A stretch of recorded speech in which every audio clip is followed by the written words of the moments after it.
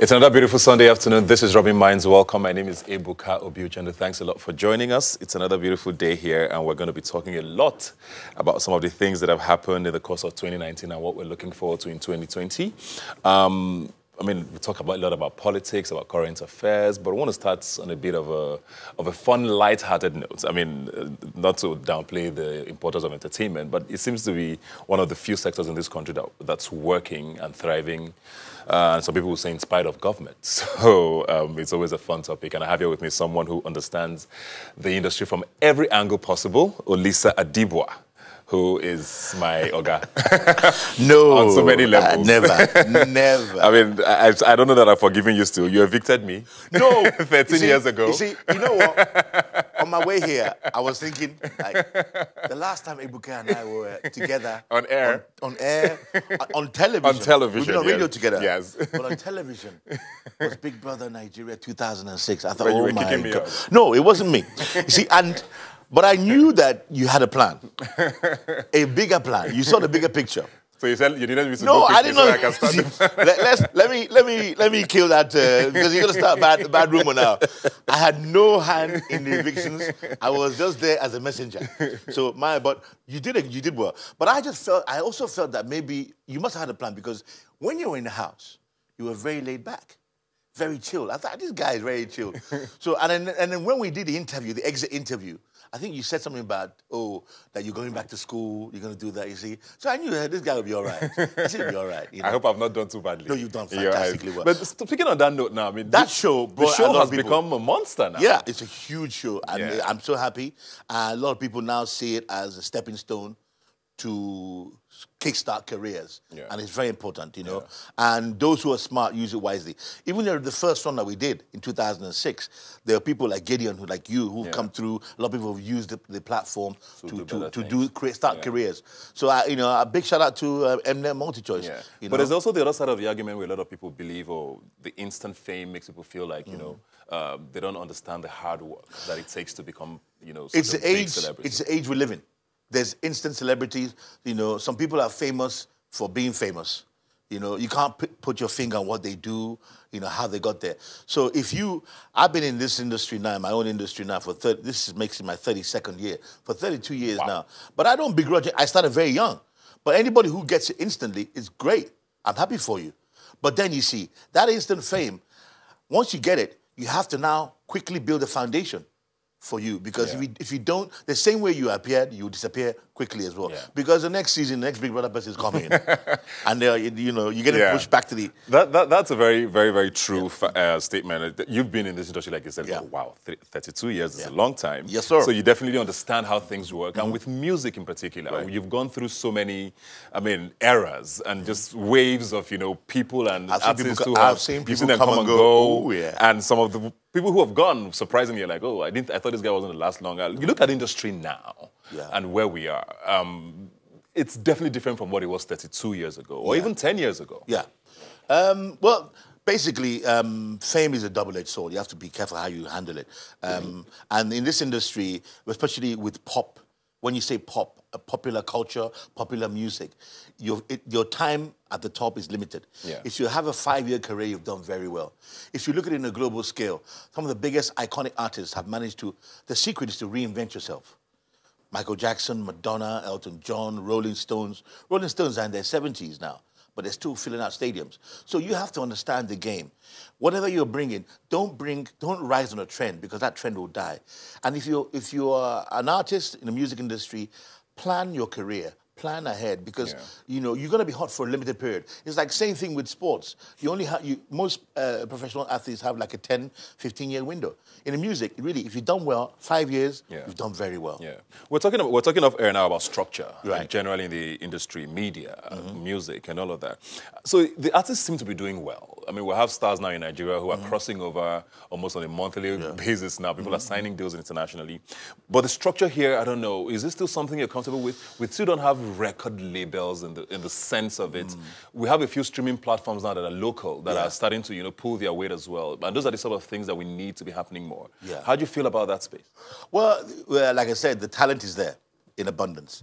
For every artist you see making it, there's another 300 behind him or her.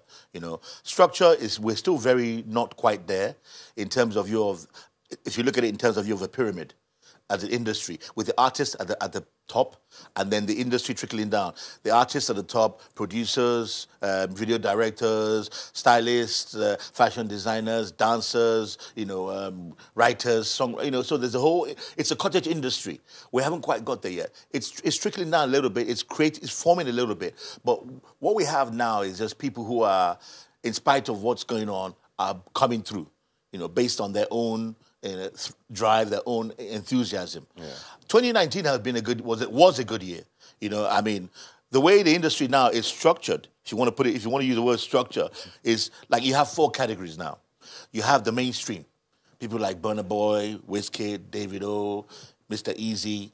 Then you have like the alternative, they call themselves the Orteg group, where you have people like Godunsi, Santi, Bodge coming through, Thames. Then you have they new sounds. Joe Boy. All the boys. Fireboy, Rema, Alpha P, all coming through. The ladies have had a good year too. Yeah. Had a good 2019. Tenny, Tiwa, Yemi Alade, they did very well. And then you have some other females coming through, like Lady Donnelly, Good Girl LA. Then you have the street sounds. Then you have it seems to be ruling this. The street sounds. I think that was the biggest noise of 2019. Yeah. People like Slim Case coming through, Zlatan, and Naira Marley. Naira Marley was probably the biggest. All thanks to the EFCC. EFCC promoted him. Maybe they should be able to... Do you think that's a phase? Do you think he's going to ride the wave this year? If he's smart, and I think he's a smart guy, because sometimes I see some of his comments on social media. He's smart. I think he and Zlatan has set up his own label, and Naira Marley set up his own label.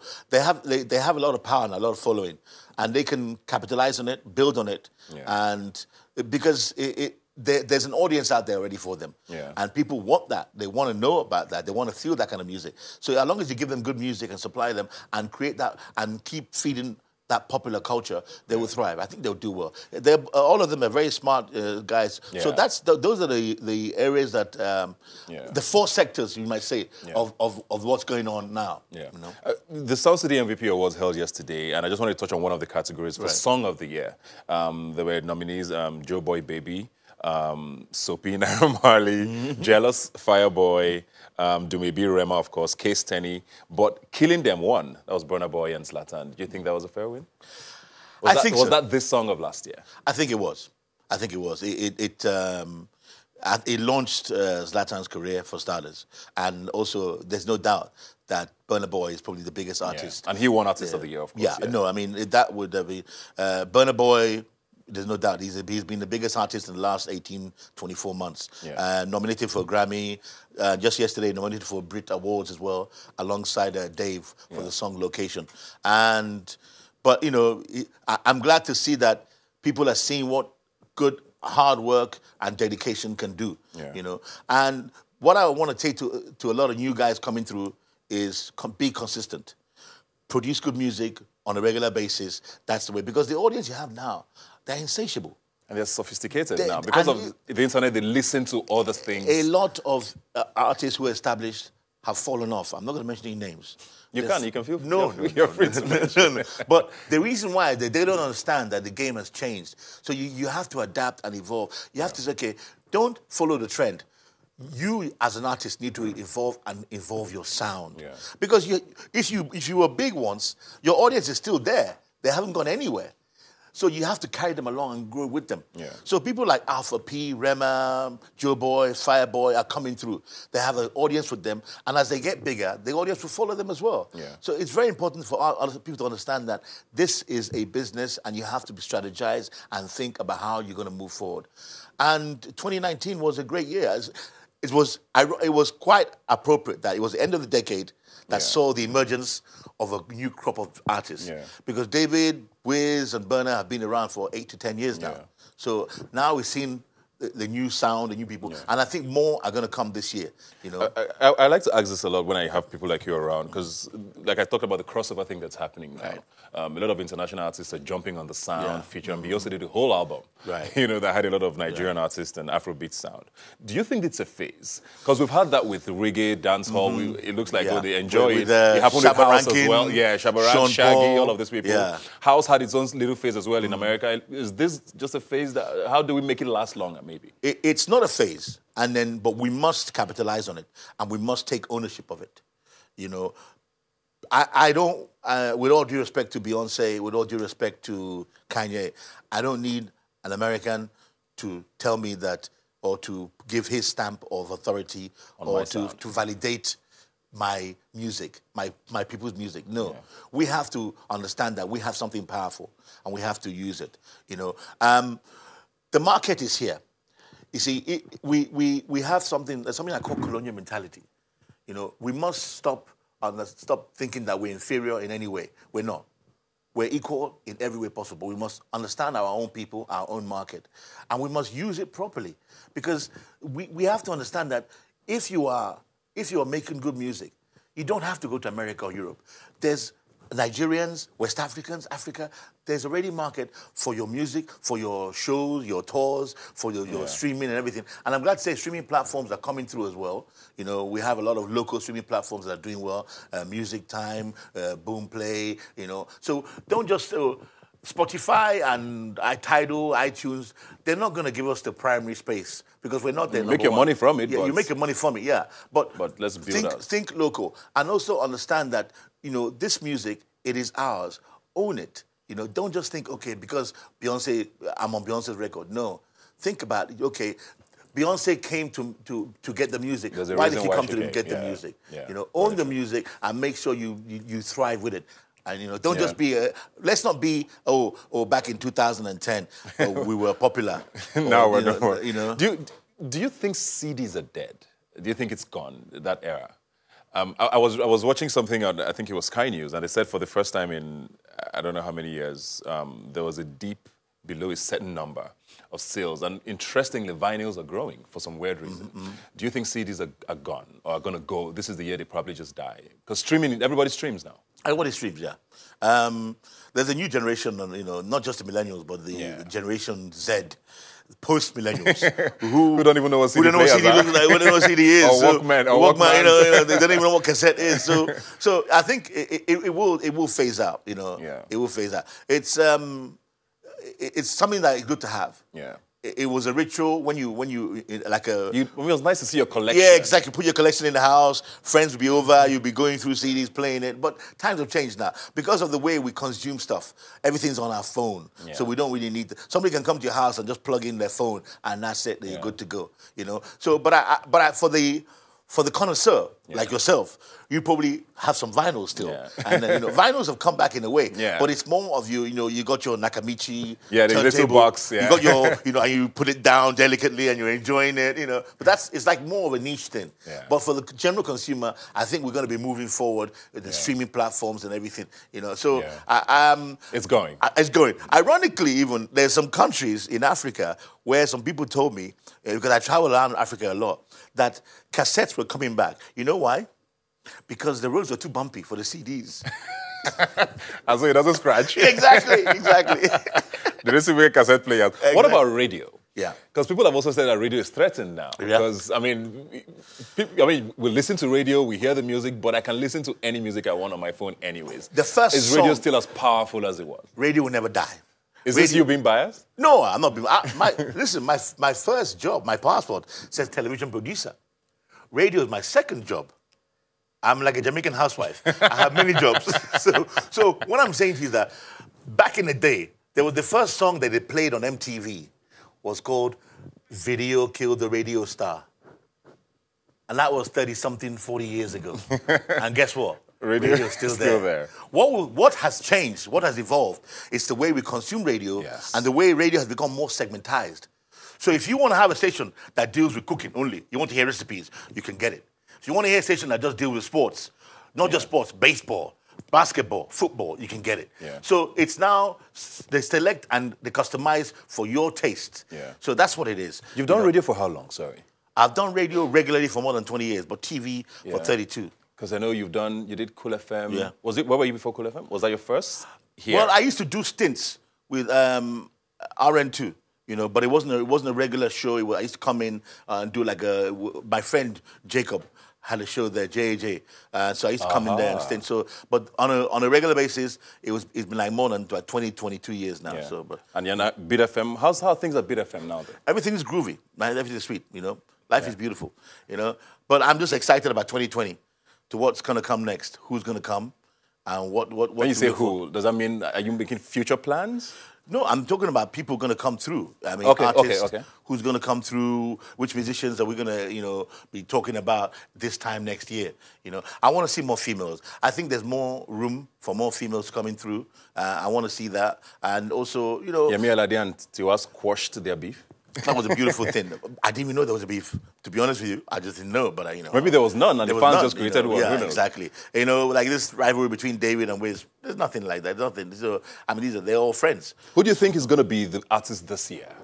Who do you think? I mean, Naira Marley had a great year. It might continue. The wave is going to continue probably for a good part of this year. But who are you looking at? Like a lot of the new school guys you mentioned. Yeah, a lot of music guys. If they maintain, Wizkid might drop an album, maybe. We've been waiting for that. We're not just waiting. We've been begging. Like the same way we're waiting for Rihanna's album. We're waiting for that. So no, I think techno is going to make a big comeback. Still waiting for his album. Hopefully, techno album, please. Then we have the likes of a lot of the new females. I think are going to blow up. Thames, Lady Donnelly, Good Girl LA, Tenny as well. I think she's going to. It's about the consistency. Joe Boy, Fireboy, Rema, Alpha P. I think they're the real deal. They're here to stay. And luckily for them, they're in the right places with the right structure. A lot of them are signed to people who have experience. They're in companies that are linked with international labels, so they're going to do well. So I just see more growth, more people coming through, and hopefully that Naira Marley and Zlatan will open the gates for other people to come through on their platform for the street sound as well. Yeah. So you think the streets will still rule this year? Not Afro pop? The streets will always rule because of numbers. And you find that our popular culture comes from the streets. Yeah. All the dances that Olamide used to bring through were coming from the streets. All these things. So the sound comes from the streets. And people feel that when they relate to the streets, they have credibility. I'm sorry, Nice. They have street credibility to steal from Nice and Two-Face. Yeah. Well, you mentioned those names now, and for some reason, I just thought about P Square now. Yeah. And I saw somewhere on Twitter that this might be the year they come back. And I know you're friends with them. You've known their careers well as a pair and as two parts of. Do you think it's going to happen? I go back with them so far. I hosted a show where they won a talent competition. I think I was the first person to play their first single on radio. Señorita, I think it was called. And I've been begging them to come back together. You think it's done? There was such a perfect union because it was yin and yang. Yeah. Because, Peter is the front guy and he's the showman. Paul was the guy behind with the music. So they blended and gelled well. Which is what everybody loves. So we hope that they'll come back. I don't know, and the music they've done in the last... individually has been okay. Yes. But there's nothing like that P Square sound. There's nothing like it. And they're both doing very well individually. But, we want them to continue to come back. Well, hopefully 2020 does the magic. Thanks a lot for being here today. So much to look forward to in 2020. All the artists you mentioned, of course, are great. And we're looking forward to Afro Beats, which I'm not a fan of that name, but I'm looking forward to Afro Beats doing well in 2020. I don't use that. I don't use that word. I don't like it. You see, there's nothing like Afro Beats. Yeah. See, the colonials, the white people. They decided to give us a name. They want to put us in a bunch. No, we're not. And there's no way a whole country has one genre. We have Nigerian pop music. We have Nigerian high life, Nigerian funk, Nigerian pop, whatever, reggae. So it's not like that. Thank you very much. No problem, man. Let's not make it another how many years? 13 or 14. Before we do TV again. We'll take a quick break now. We'll be right back. Please don't go away.